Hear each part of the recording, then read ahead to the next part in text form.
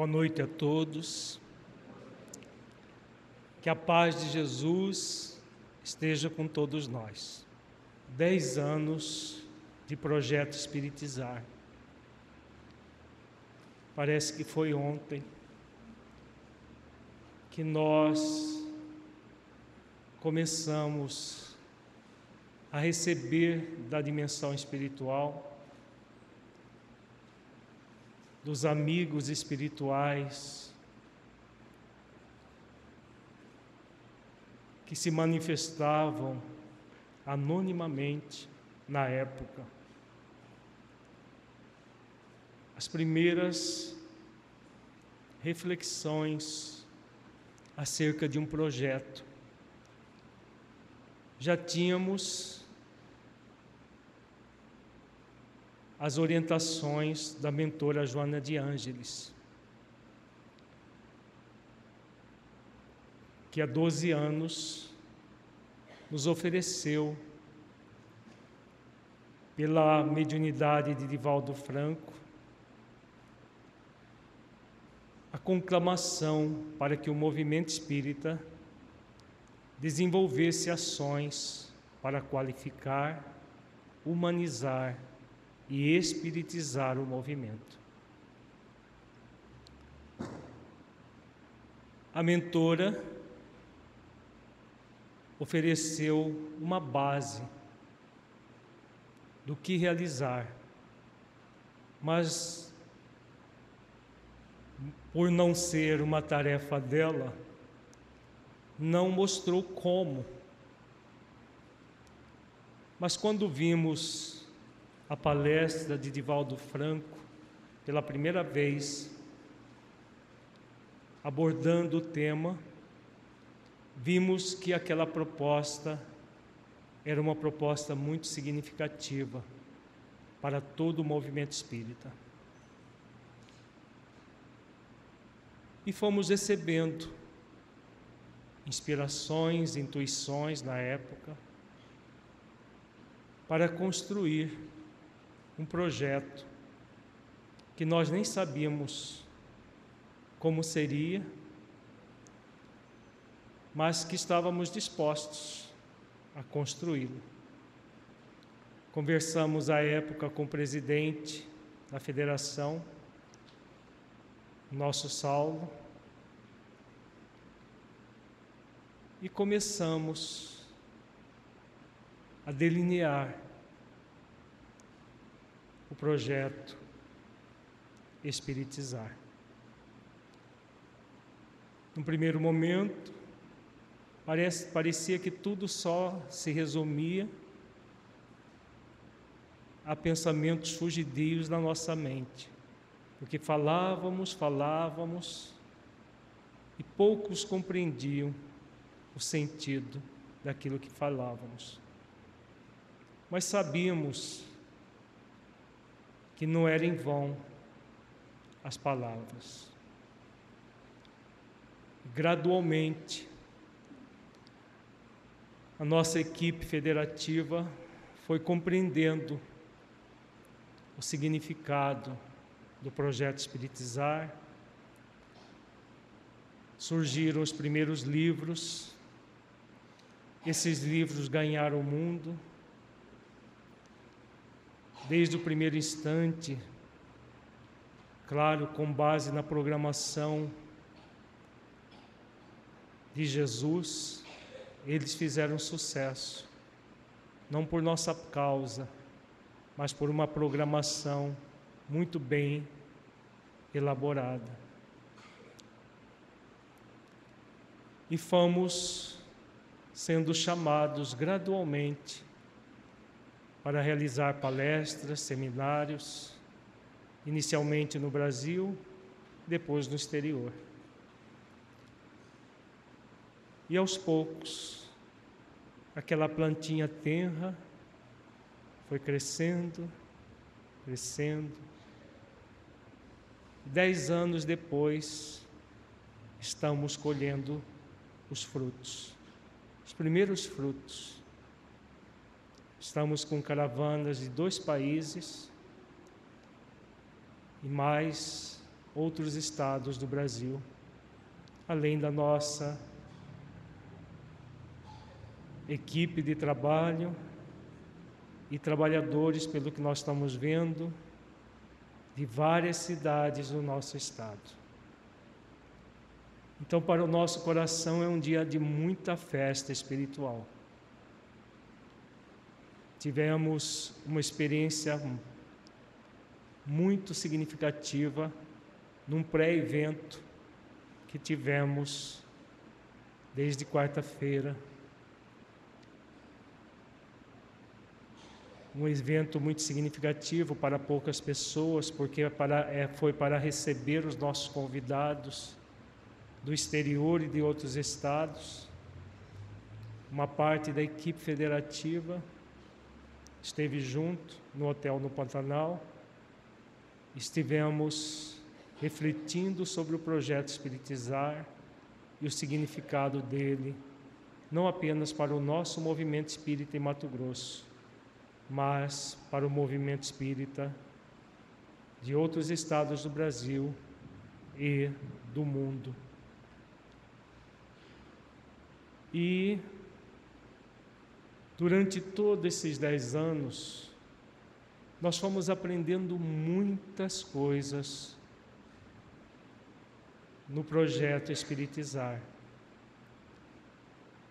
que numa metodologia muito significativa, hoje reconhecemos, depois de 10 anos, a metodologia utilizada pelo mentor Honório, muito sábio, mentor Honório.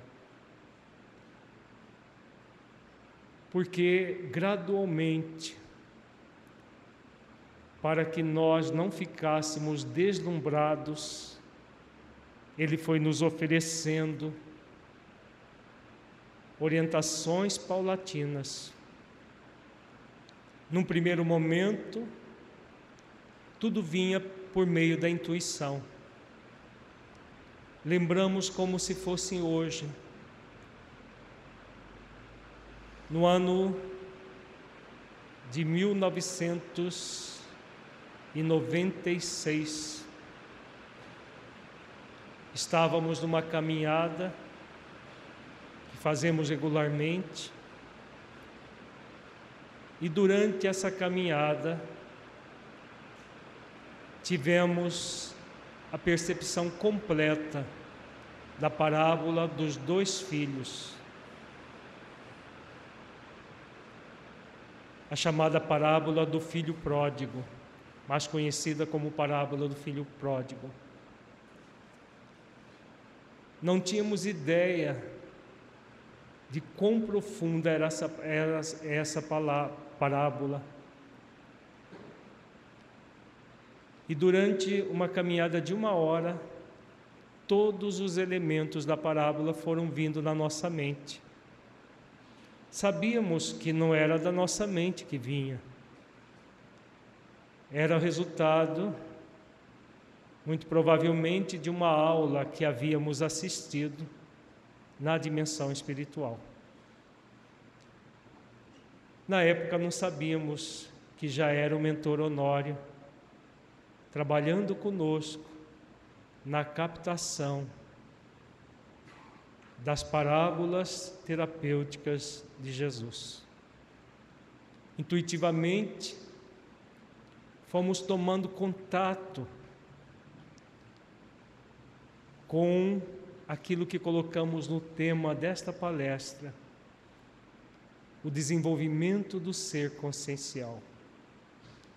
A parábola do filho pródigo já traz muitos elementos para entendermos como que o ser espiritual, o espírito imortal, filho de Deus, aprendiz da vida, se torna um ser consciencial. E a parábola ficou em nossa mente. Aos poucos fomos utilizando em seminários, palestras. Em 2004 lançamos a nossa primeira obra espírita, que contém já alguns elementos que foram depois aprimorados da parábola do chamado Filho Pródigo, dentro do livro Psicoterapia à Luz do Evangelho de Jesus. De lá para cá o trabalho evoluiu muito. Aquilo que nós não conseguíamos mais receber pela intuição, o mentor Honório começou a repassar pela psicografia e pela psicofonia. Com a ajuda desse mentor, conseguimos escrever obras de profundo valor. Falamos isso sem nenhum ufanismo, porque nós declaramos nas obras, já declaramos publicamente muitas vezes, as obras passam por nós, mas não são nossas.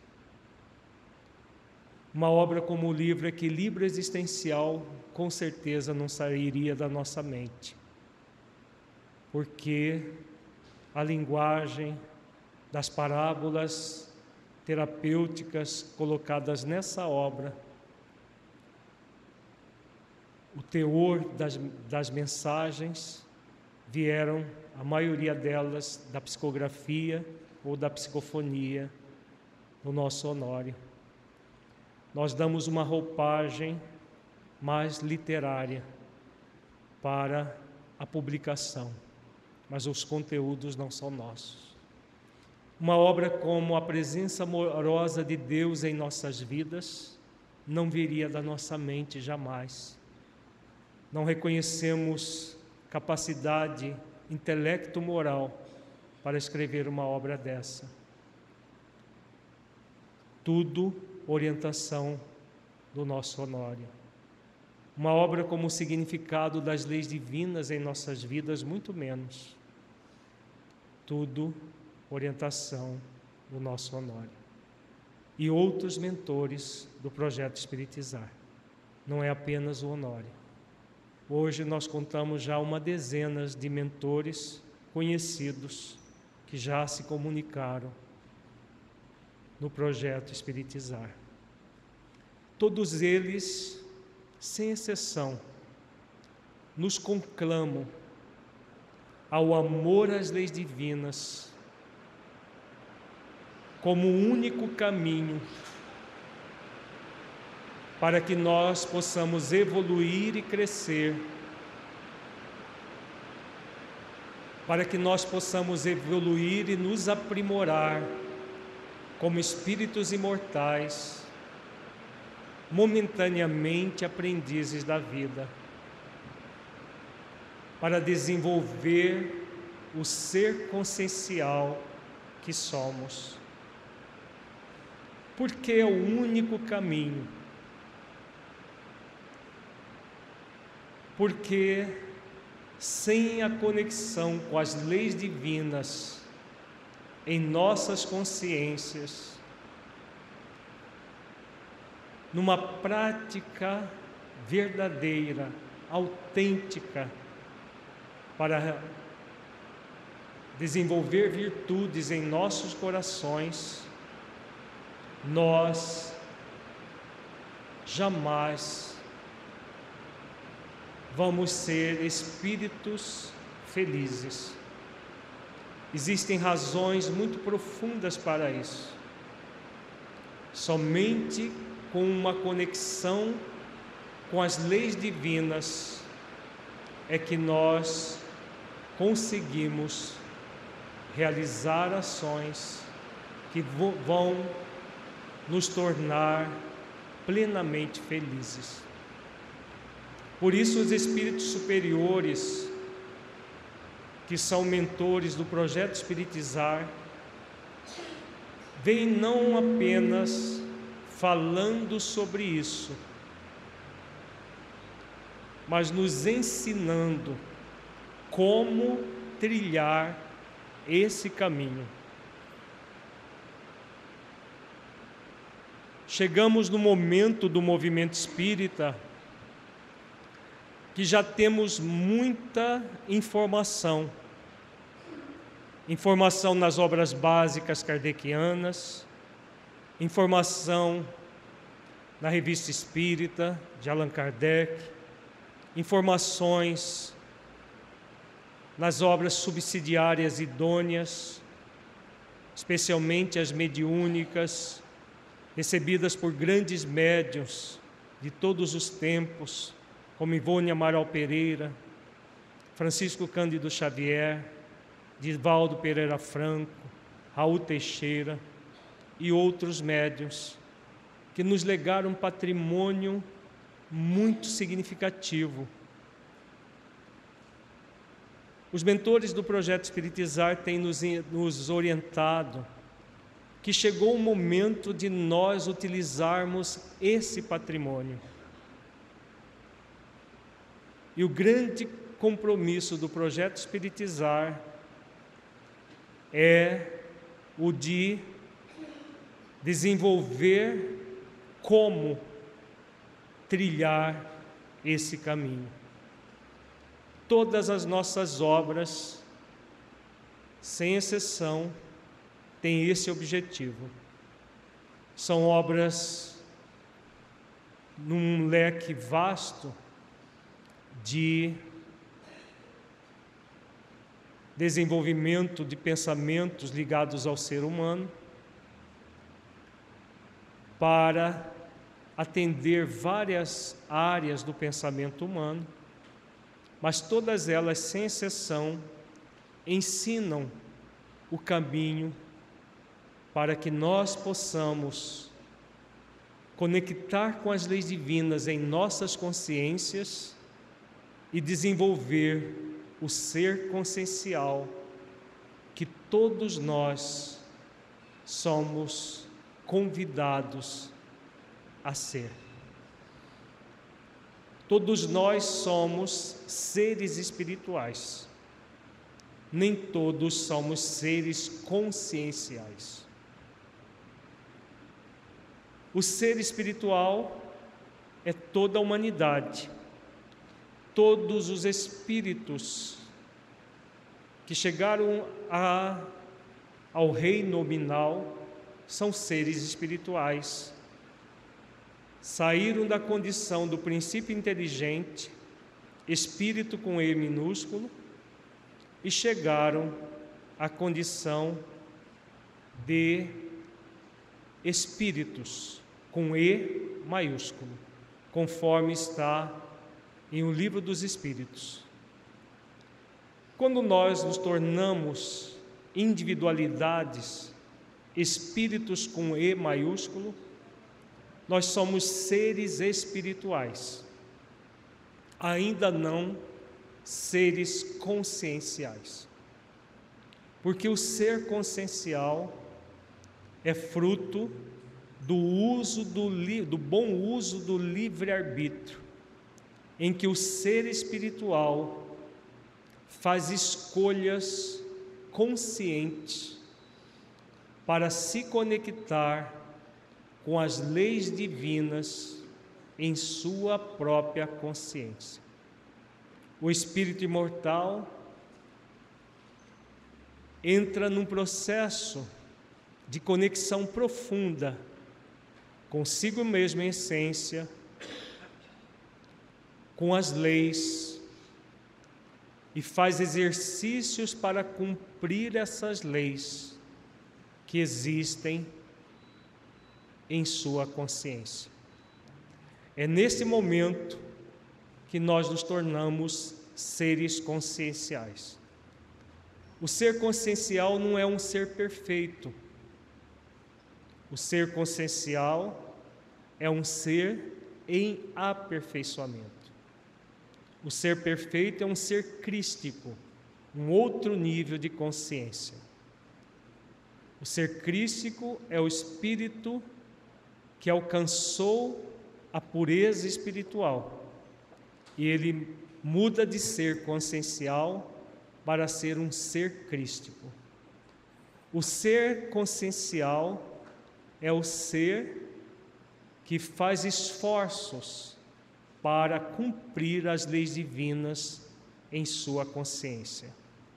O ser crístico é aquele que naturalmente, pela sua condição, movimenta as leis divinas que já foram completamente internalizadas dentro de si. E ele movimenta as leis divinas ao seu cônscio dever.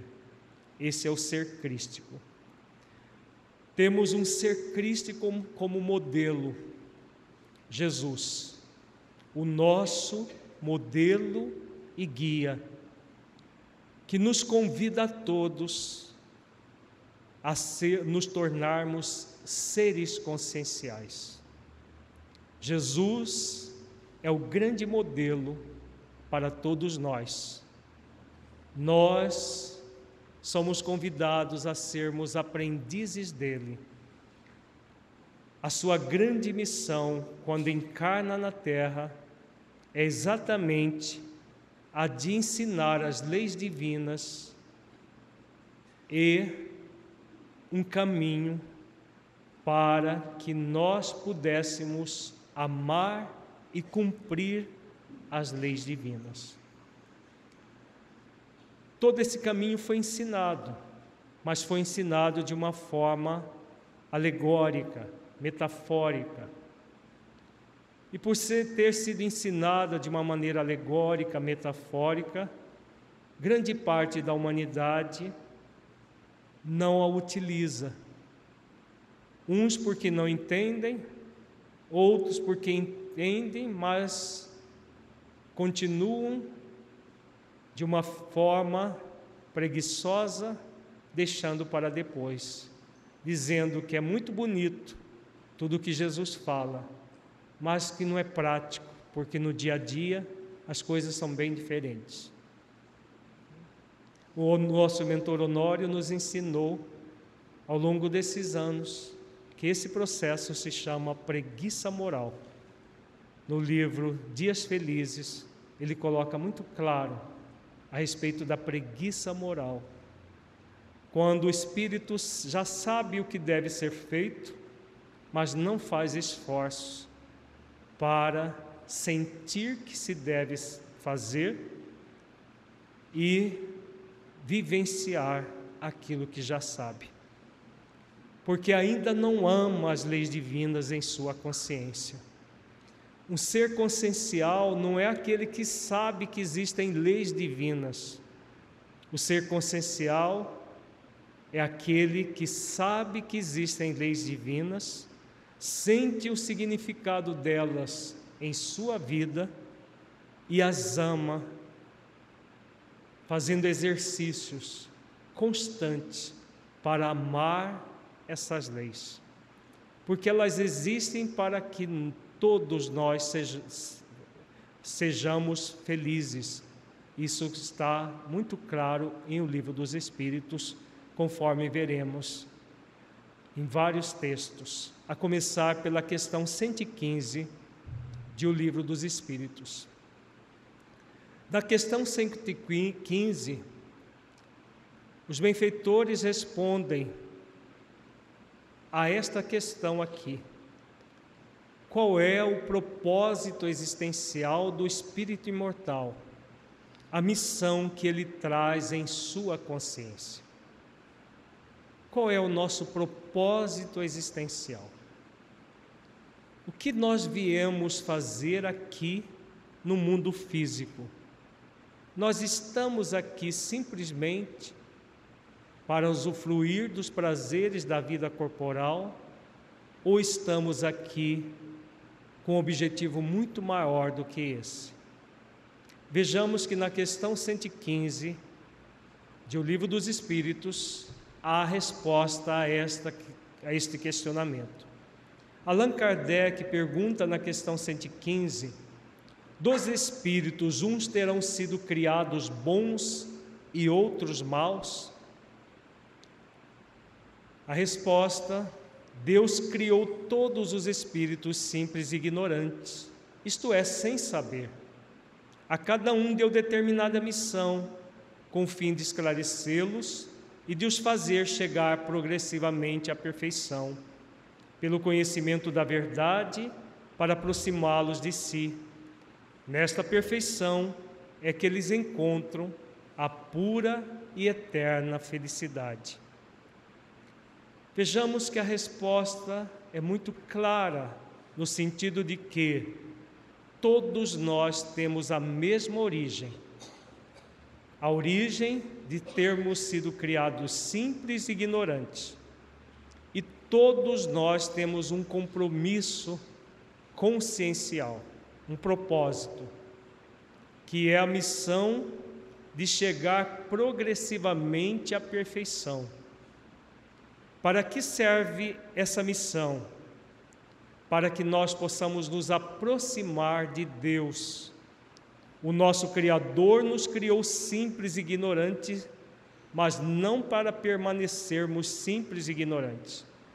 Ele nos criou para evoluirmos até ficarmos tão próximos dele e poder dizer como Jesus disse: eu e o Pai somos um, que foi mal interpretado como se ele fosse Deus. Na verdade, é um no sentido de unidade de pensamento e sentimento. Essa é a grande missão que todos nós temos, de chegar à perfeição de um espírito crístico, de uma consciência crística, nos tornarmos ser consciencial crístico. Como que nós vamos chegar a essa perfeição? A partir do conhecimento da verdade.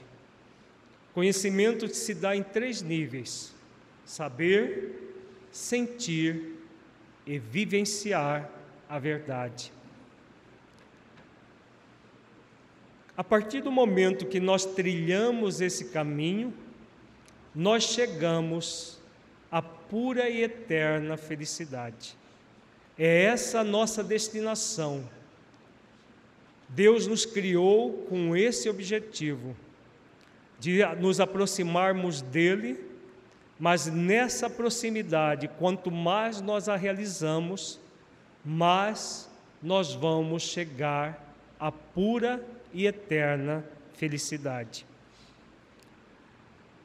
Continuemos com a resposta. Passando pelas provas que Deus lhes impõe, é que os espíritos adquirem aquele conhecimento. Uns aceitam submissos a essas provas e chegam mais depressa à meta que lhes foi assinada. Outros só a suportam murmurando, e pela falta em que desse modo incorrem, permanecem afastados da perfeição e da prometida felicidade. Vemos muito claro também, aqui na resposta da questão 115, as 2 possibilidades que nós temos em relação a essa missão. O bom uso do livre-arbítrio, que é a submissão, o mau uso do livre-arbítrio, que é o murmúrio, a blasfêmia, a revolta contra a determinação divina. Quando nós usamos bem o livre-arbítrio, nós vamos, submissos, chegar mais depressa à meta que nós assinamos, que nós trazemos em nossas consciências. Chegaremos mais rápido à felicidade, ao conhecimento da verdade e consequente felicidade consciencial. Quando nós, ao contrário, usamos mal o livre-arbítrio, o resultado é permanecer afastados da perfeição e da prometida felicidade. Isso gera para nós sofrimento. E como o sofrimento faz muito mal a qualquer um de nós, o que acontece é que cedo ou tarde nós vamos querer nos libertar desse sofrimento. E aí vamos nos submeter. Como somos espíritos imortais, Deus permite que nós entremos nessa insubmissão, que por mais duradoura que seja, ela é transitória, porque todos nós um dia cairemos em si, e a partir do momento que despertamos a nossa consciência, nós nos movimentamos em direção à felicidade. Dessa resposta, extraímos esse texto aqui. O que é submissão? Muita gente tem uma ojeriza essa palavra. Certa vez, ministrando o seminário, numa federativa estadual, uma pessoa que estava na plateia, muito revoltada, tomou a palavra e, para dizer que, em hipótese alguma, ela aceitava aquela palavra, porque submissão é uma coisa de espírito inferior, e que ela, em hipótese alguma, ia submeter-se a nada. E eu falei para ela: mas senhora, é submissão ao Criador do universo. Mesmo assim, de lá para cá, isso já tem uns 5, 6 anos, ficamos com aquilo na cabeça. E aí, um belo dia, recebemos essa inspiração. O que é submissão? Para que nós, definitivamente, nos libertemos do preconceito com relação à palavra. A submissão é o espírito imortal que faz esforços para desenvolver em si mesmo as virtudes da humildade, mansidão, obediência e resignação, e se entrega submisso às leis de Deus, isto é, submete-se ao dever consciencial de realizar a missão que traz íncita em si, aproximando-se gradualmente do Criador, até poder dizer como Jesus: estou no Pai e o Pai em mim, adquirindo o direito de usufruir a pura e eterna felicidade da onipresença amorosa de Deus em si mesmo. Então, submissão é submeter-se à missão. Nós nos submetermos a uma missão que vai nos gerar a pura e eterna felicidade. Se isso é degradante para um ser humano, esse ser humano ainda está, na verdade, exercitando muito orgulho, rebeldia dentro de si e desamor para perceber algo assim como algo inferior.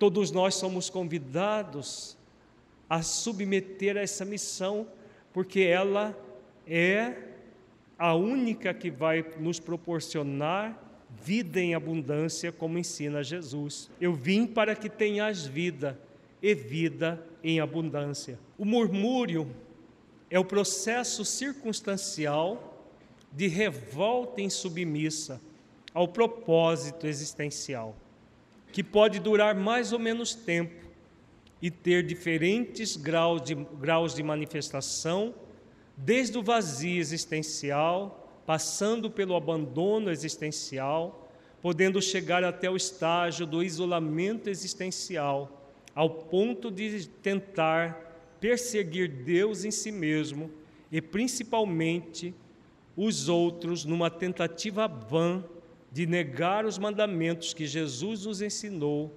processo este gerador da crueldade.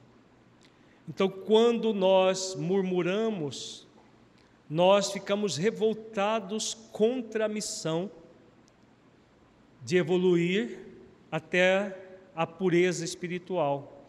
E por essa revolta, nós criamos cada vez mais situações muito complicadas para nós, que passa pelo vazio existencial, abandono existencial, isolamento existencial, uma série de problemas que nós, no nosso livro a sublime oração de Francisco de Assis, colocamos todo o movimento do Espírito que se aprofunda nesse murmúrio, que vai criando ódio dentro de si até chegar nas trevas.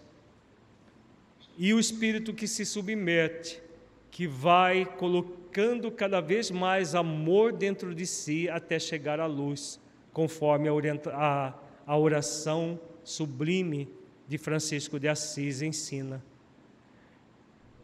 Todos nós podemos murmurar, porque temos o livre-arbítrio para isso, mas não nos convém. Podemos ter certeza, nós já murmuramos muito, muitas e muitas existências em revolta intensas nós já vivemos. Revolta que nos produziu um estado de muito sofrimento, de muita angústia existencial. E mais uma vez a misericórdia divina nos trouxe de volta ao corpo para proporcionar algum momento de esquecimento do nosso passado nefasto que nos gerou muito sofrimento. Esquecer momentaneamente para poder reparar, arrependermos-nos, expiar e reparar as nossas faltas. Podemos mais uma vez continuar murmurando, mas não nos convém, porque o tempo urge e tudo aquilo que nós, com conhecimento de causa, desprezamos esse conhecimento, o resultado é muito mais cruel para nós. Porque se antes nós podíamos alegar ignorância das leis divinas, hoje já não mais. No movimento espírita, ninguém pode alegar ignorância. Mesmo que a pessoa não tenha o hábito de estudo da doutrina, ela não pode alegar ignorância, porque ela não estudava por preguiça moral. Porque até analfabeto pode estudar hoje, porque tem vídeos que mostram como, sem necessidade de leitura. Essa negação de Deus e das leis divinas pode ser evidente ou mascarada. É evidente quando a revolta e a rebeldia do espírito se manifestam de forma bem clara e evidenciada. É mascarada quando o espírito se rebela de uma forma em que pode parecer uma submissão, mas como há um foco no parecer e não no ser, o processo é falseado em si mesmo. Nós podemos nos rebelar de uma maneira muito surda, ou podemos rebelar de uma forma disfarçada, que nós muitas vezes conseguimos enganar até nós mesmos, num processo de auto-engano, mas que não se sustenta, porque todo processo de auto-engano, ele é transitório, e chega um momento que as máscaras todas, sem exceção, caem.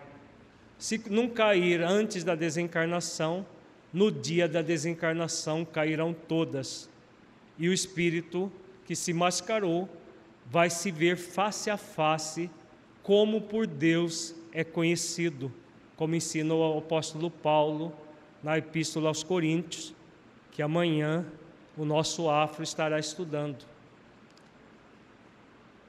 Essa passagem muito significativa, ensinada pelo apóstolo Paulo. Deus nos conhece face a face porque não há máscara para Deus. Ele nos conhece como nós somos.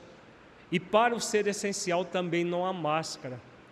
Aquilo que está na nossa consciência não é possível de ser mascarado. Nós tentamos, mas não é possível conseguir mascarar de fato.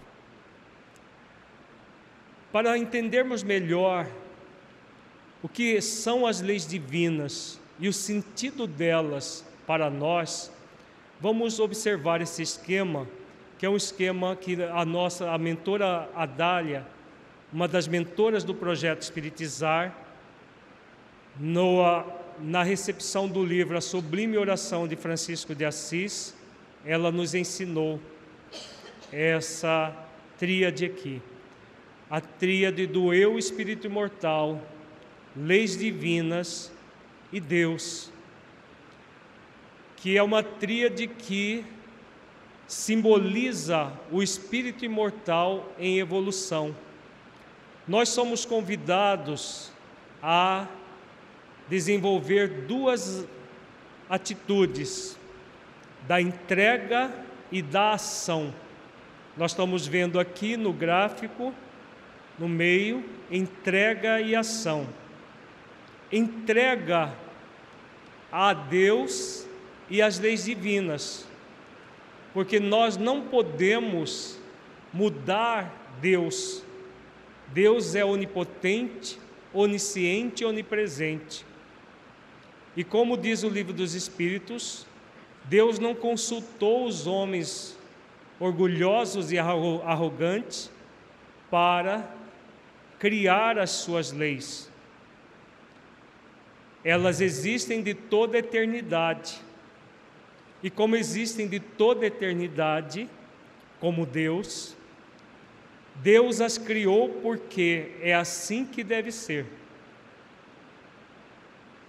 Como soberana inteligência do universo, soberano poder do universo, soberana virtude e soberana vontade, só cabe a nós nos entregarmos à vontade de Deus. As leis divinas, como nós acabamos de falar, existem de toda a eternidade.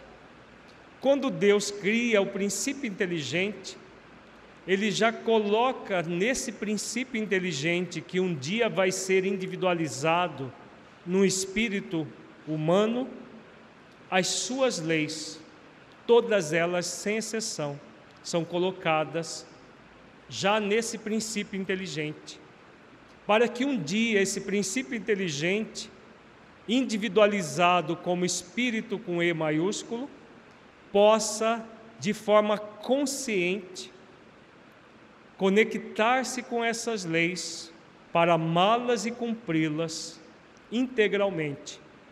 Então, as leis só cabe a nós nos entregarmos a elas. Onde nós vamos agir? Nós vamos agir no eu, espírito imortal. É no eu, em nós mesmos, é que nós agiremos. E como que se age frente às leis divinas? Age-se frente às leis divinas, desenvolvendo as virtudes do coração. Somente pelo desenvolvimento das virtudes é que as leis divinas se manifestam em nós. Elas já existem de forma latente, mas elas só se manifestarão pelo exercício das virtudes. Vamos dar alguns exemplos. A lei de liberdade nos convida a manifestá-la de uma forma equilibrada pelo exercício de uma virtude, a virtude do discernimento. O discernimento é uma luz que ilumina o livre-arbítrio. Ao livre-arbítrio, nós vamos usufruir sempre, mas só usaremos bem o livre-arbítrio e só seremos verdadeiramente livres pelo exercício da virtude do discernimento, para discernir o que é bom daquilo que é mal, para discernir aquilo que podemos e devemos, daquilo que podemos, mas não devemos, porque é contrário a outra lei divina, que é a lei de amor, justiça e caridade, que nos convida a 3 virtudes básicas: amor, justiça e caridade. As mesmas palavras que designam a lei. A lei de liberdade está intimamente ligada à lei de responsabilidade, porque somos livres para fazer o que quisermos de nossas vidas, mas somos responsáveis por tudo aquilo que fizermos. Então a lei de responsabilidade, nos convida ao exercício de uma outra virtude, a virtude da responsabilidade. Nós podemos pegar qualquer lei, nós vamos compreender que com essas leis nós somos convidados a exercitar as virtudes que nos farão manifestar essas leis em nossos corações. Esse é o grande compromisso da vida, agir no cotidiano para desenvolver as virtudes, cumprindo as leis. Vejamos agora uma outra pergunta. Se as leis divinas são tão importantes, qual o significado delas em nossas vidas? Existe um significado profundo? De uma certa forma, nós já respondemos a essa questão, mas vamos ao Livro dos Espíritos para ficar muito claro qual o significado das leis divinas em nossas vidas. Vamos para a questão 614 do Livro dos Espíritos. Que se deve entender por lei natural? A lei natural é a lei de Deus, é a única verdadeira para a felicidade do homem. Indica-lhe o que deve fazer ou deixar de fazer, e ele só é infeliz quando dela se afasta. Vejamos que a resposta é muito clara e não dá margem a entendimentos equivocados. A lei natural é a lei de Deus. Para que ela serve? Para que o homem alcance a felicidade. Por quê? Que ela é a única que vai levar o homem à felicidade? Porque ela é a única que indica-lhe o que deve fazer e o que deve deixar de fazer. E só vamos ser infelizes se nós nos afastarmos da lei, se nós não as amarmos e cumprirmos. Aí nós vamos ser muito infelizes por esse afastamento. Na questão 619, Allan Kardec pergunta: a todos os homens facultou Deus os meios de conhecerem sua lei? A resposta também muito clara: todos podem conhecê-la, mas nem todos a compreendem. Os homens de bem e os que decidem investigá-la são os que melhor a compreendem. Todos, entretanto, a compreenderão um dia, porquanto forçoso que o progresso se efetue. Vejamos que nesta resposta nós temos um convite consciencial, um convite com vocação. Todos podem conhecer as leis de Deus, mas nem todos a compreendem. Se nós não compreendemos ainda, o que nós somos convidados? Nós somos convidados a investigá-la. O que é investigar qualquer coisa? É nós nos debruçarmos sobre aquilo para estudarmos com profundidade, estudarmos de uma forma reflexiva aquele conteúdo. Nos últimos anos, os mentores do Projeto Espiritizar têm nos conclamado a fazer estudos reflexivos sobre as leis divinas. Exatamente tem a ver com esta questão de O Livro dos Espíritos, a questão 619. Nós já estamos produzindo uma série de estudos reflexivos da obra kardeciana em conjunto com o Evangelho de Jesus, cujo objetivo é investigar as leis divinas para que, no estudo reflexivo sistêmico das leis contidas nas obras básicas e no Evangelho de Jesus, interpretado dentro de uma visão consciencial, nós possamos entendê-las e aplicá-las em nossas vidas. Quando nós entendemos, nós podemos amar, porque não é possível amar algo que nós não entendemos o sentido nem o porquê daquilo. Quando nós entendemos e somos capazes de sentir o significado dessas leis em nossas vidas, nós vamos conseguir amar, porque elas são decodificadas de uma forma muito clara, como está no nosso livro, o significado das leis divinas em nossas vidas. Entendendo-as, podemos trazer de forma viva as leis e, consequentemente, cumpri-las. E isso só é possível com amor profundo a essas leis. Podemos resumir o amor às leis divinas com o amor à lei maior, porque a lei de amor está implícita, é uma das dimensões da lei maior. É a lei de amor, justiça e caridade. A lei de amor, justiça e caridade, ou justiça, amor e caridade, que é a mesma coisa, nos conclama a fazer exercícios de amor a Deus sobre todas as coisas, exercícios de amor a nós mesmos, de amor ao próximo como a nós mesmos. O maior exercício de auto-amor que um espírito imortal pode realizar é amar as leis divinas em sua própria consciência. É o maior exercício de amor, de auto-amor.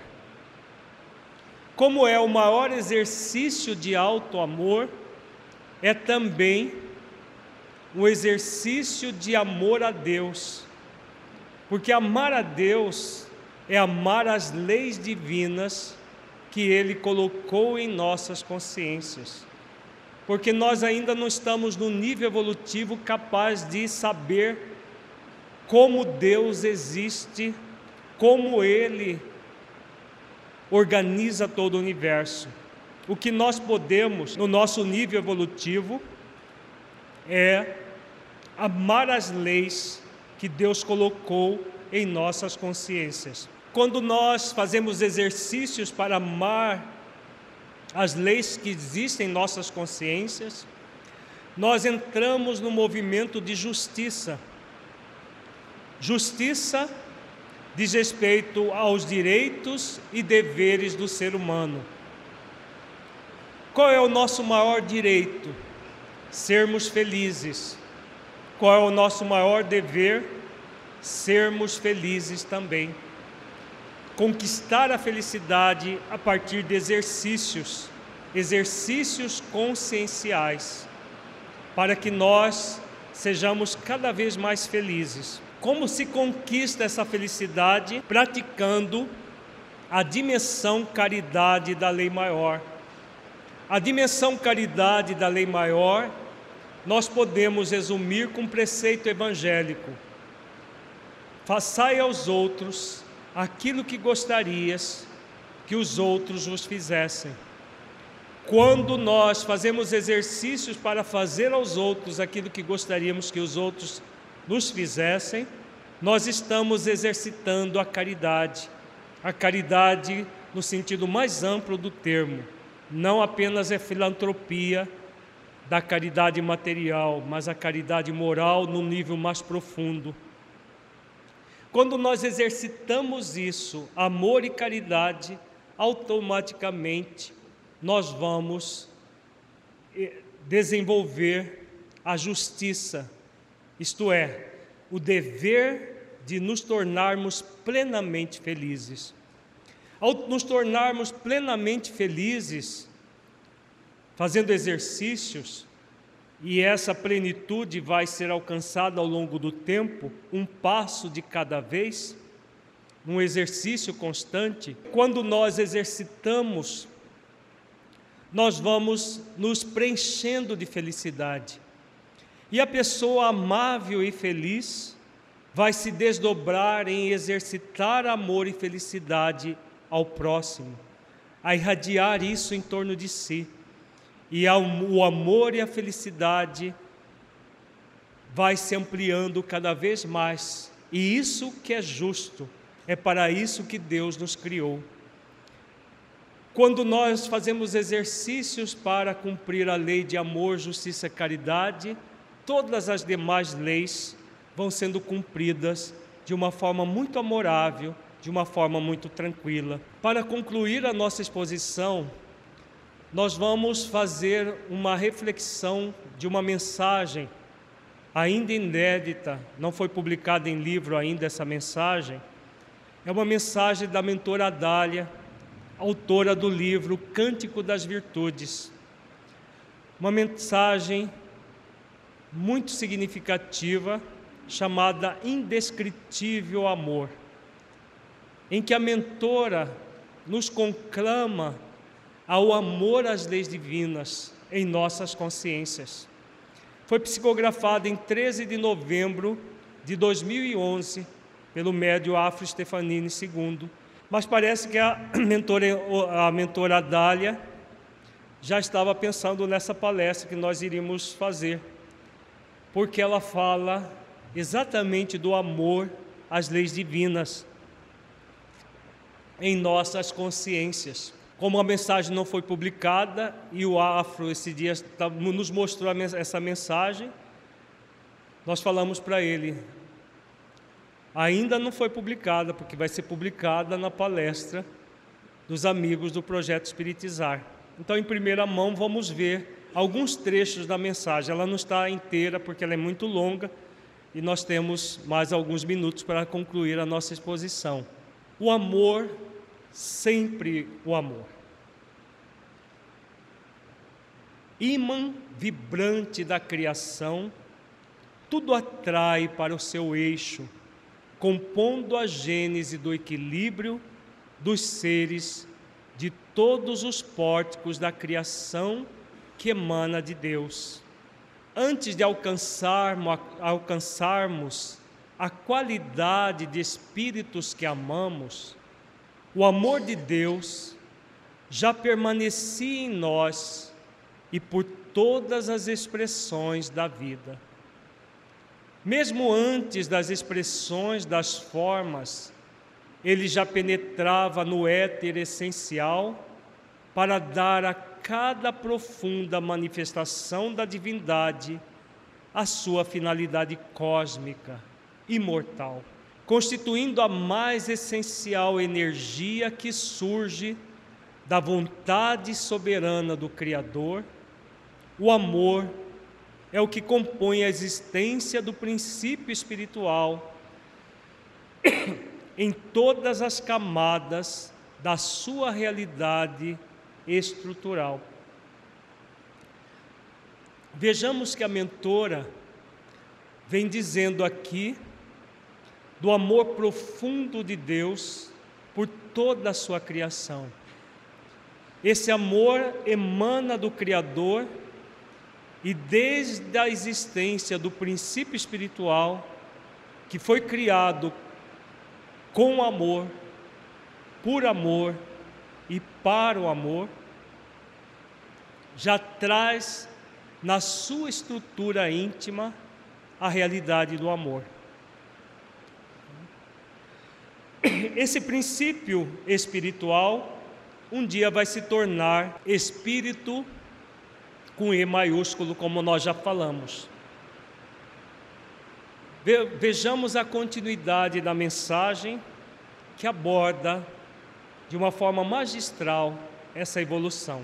Não é um conceito, apesar de utilizarmos de reflexões para abrangê-lo no entendimento de como rege a sua presença.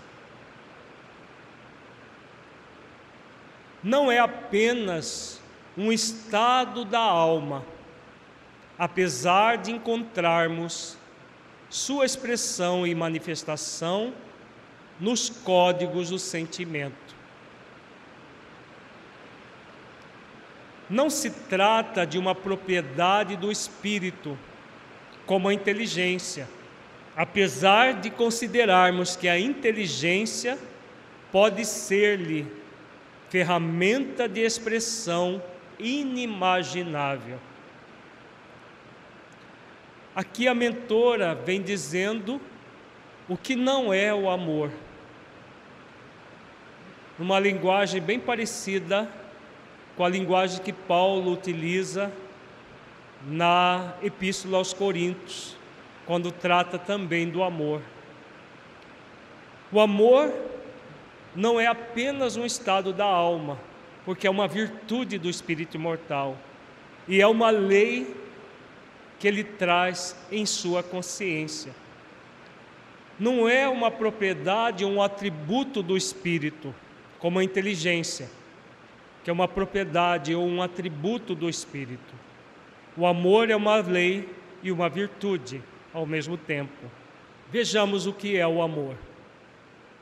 O amor, tão profundo e sutil, pela sua constituição emanada do psiquismo divino, carrega em sua estrutura funcional a surpreendente possibilidade de equilibrar todas as leis da criação, nos refolhos da consciência, tanto quanto pode, por despreparo do espírito, ser relegado e desconsiderado, transformando a realidade psicológica do ser em tormentoso conúbio com as sombras do egoísmo. Vamos nos ater a esse parágrafo que é de sua significativa importância. Então vejamos o que é o amor.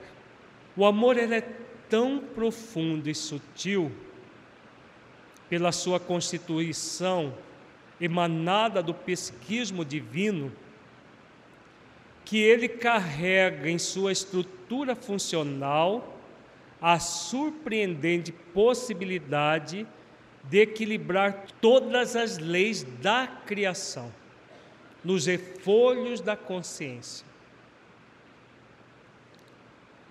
Vejamos o que significa esta afirmação da mentora, de tão profunda que ela é.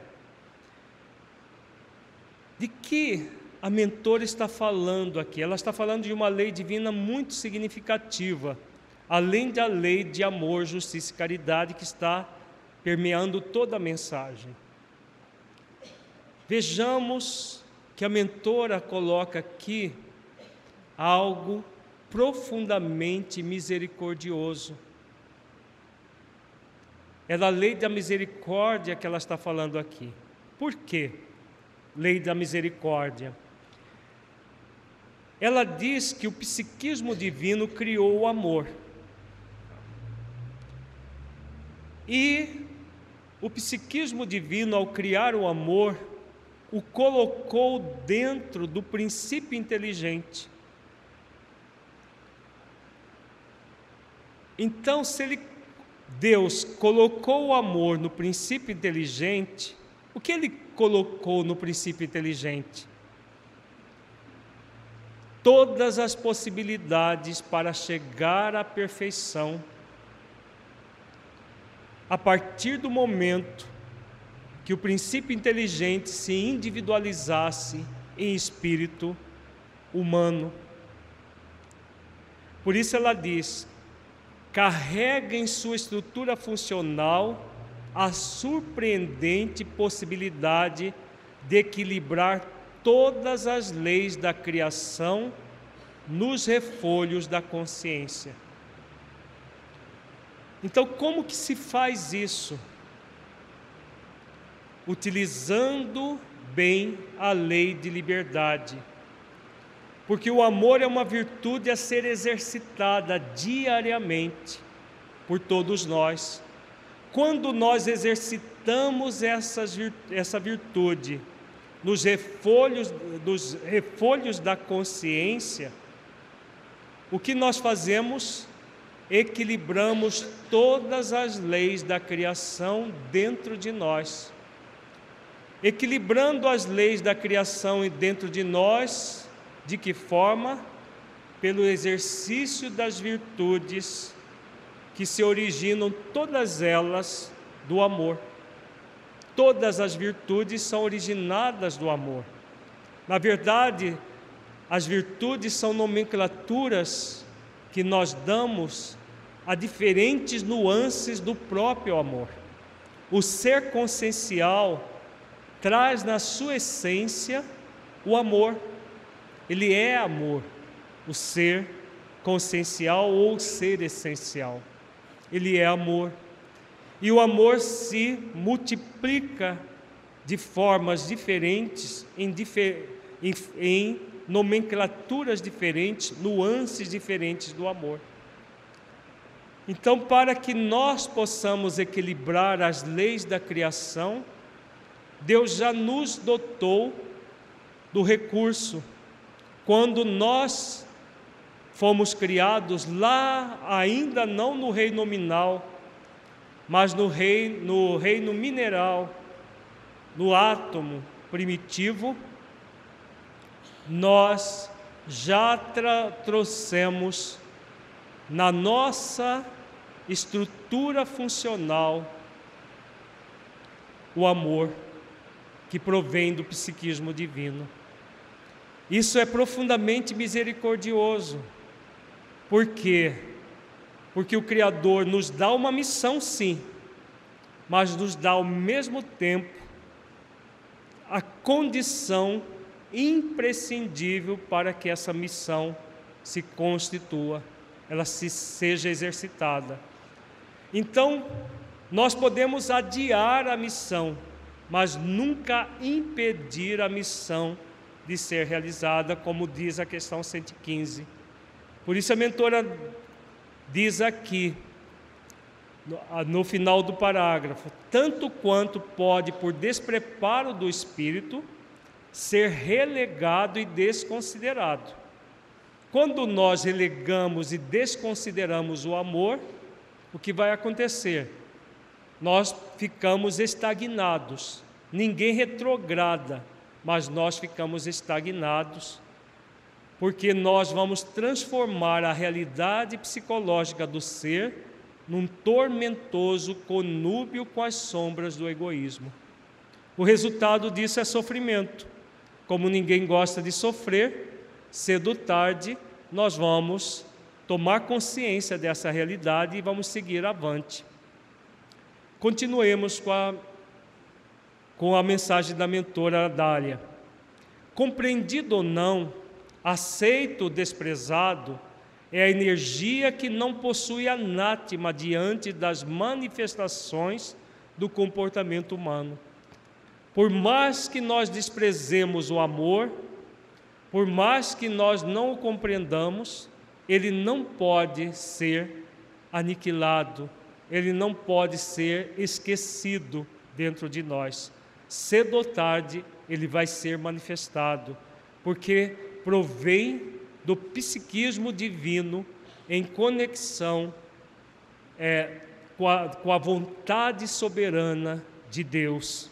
Pode o ser psicológico desprezá-lo ou aceitá-lo, mas fugir de sua presença jamais, tanto quanto não é possível fugir da existência como ícone da criação que somos. Muito clara a fala da mentora.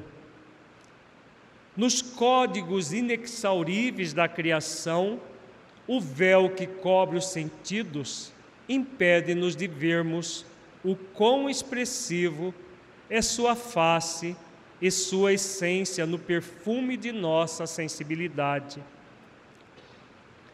Amamos sem compreender a princípio como se processa tal fenômeno nas fibras de nossas emoções, para depois encontrá-lo de forma mais consciente nos sentimentos. Como o amor ele surge lá no princípio inteligente,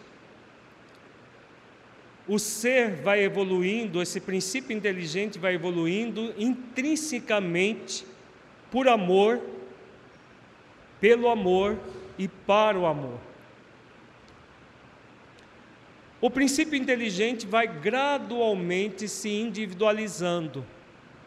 Nos animais, por exemplo, nós já vemos o amor bem mais desenvolvido, mas ainda de forma instintiva, provindo da consciência cósmica de Deus. Quando, por exemplo, uma mãe animal lambe o seu filhinho, o seu filhote recém-nascido, o acaricia com seu focinho, é o futuro amor materno de uma mãe humana consciente que ama, vai se manifestar. Ele começa ali a ser trabalhado de uma forma muito rudimentar ainda, mas que vai se expressar cada vez mais nas fibras das emoções, como diz a mentora, para que com o tempo nós estejamos cada vez mais conscientes desse amor, do amor às leis divinas, para que possamos evoluir e crescer em harmonia conosco mesmo. O amor está na constituição intrínseca do próprio âmago do ser, Filho de Deus, em todas as suas criações. O despertar da consciência impele o desabrochar lúcido desse encontro que já estava marcado como determinação de Deus em nós.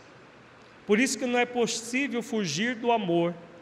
Ele é determinado por Deus para todos nós. E como é determinado por Deus, é impossível fugir. Só que nós somos convidados a manifestar o amor de forma consciente, nos tornando seres conscienciais. Por isso ela diz, o despertar da consciência impele o desabrochar lúcido do amor, que já está determinado por Deus. Esse autoencontro do ser humano que se autoencontra como ser consciencial. Chamarão uns de iluminação, outros de fiat lux, outros ainda de transmutação integral, e reconhecemos todas as denominações. O que apreciamos além é que as denominações já não serão de mais alta importância quando o amor se manifestar, tal qual foi elaborado para se manifestar na consciência espiritual dos espíritos em trânsito da humanidade para a transcendência. Vejamos que o grande objetivo de todos nós é manifestarmos em nossa consciência espiritual, num processo cada vez mais de humanização do nosso ser, para que a partir da humanização nós possamos caminhar rumo à transcendência, rumo à angelitude, caminho que Deus nos criou para nos tornarmos anjos, espíritos puros. Todo o convite consciencial é para que nós possamos nos conectar com essa tarefa, como diz a mentora, de alta importância, para que o amor possa se manifestar plenamente em nós como seres conscienciais. É que nesta expressão de amor, as mais profundas classificações serão insuficientes para dizer o que existe de mais essencial em nós. Se existe, portanto, um momento em que podemos nos considerar mais livres e expressivamente senhores do próprio ser, é quando sentimos e manifestamos amor por alguém a partir do amor que expressamos por nós mesmos. Então, aqui a mentora volta a considerar a lei de amor, justiça e caridade. O grande compromisso do ser consciencial é praticar essa lei por excelência, amando a si mesmo, amando as leis divinas em sua própria consciência e amando ao próximo como a si mesmo, fazendo aos outros aquilo que gostaria que fosse feito a si. Aí nós expressamos plenamente o amor a nós e o amor ao nosso próximo. Este estado de amar é um dos atributos do amor, que se expressa na condição de energia direcionada a um receptor ou mais. A expressão profunda, porém, irá além de um direcionamento circunscrito a determinadas almas ou seres da criação.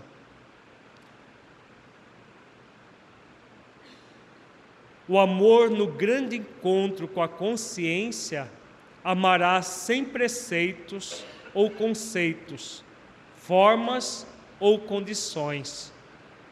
Neste momento, o amor amará como tal qual foi elaborado para amar, vivendo o ensinamento maior de Jesus: amai-vos uns aos outros, como eu vos amei. Adália. Os meus discípulos serão conhecidos por muitos se amarem.